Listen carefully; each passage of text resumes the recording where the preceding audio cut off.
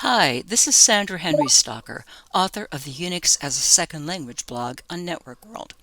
In this Linux tip, we look at the BC command for performing calculations on the Linux command line or in scripts.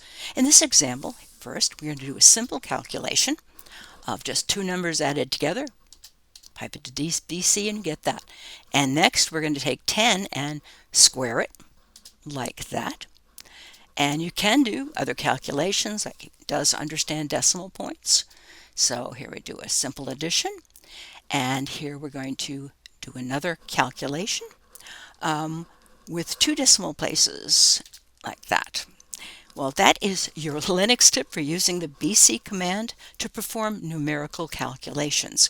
If you have questions or would like to suggest a topic, please add a comment below. And don't forget to subscribe to the InfoWorld channel on YouTube. If you like this video, please hit the like and share buttons. For more Linux tips, be sure to follow us on Facebook, YouTube, and networkworld.com.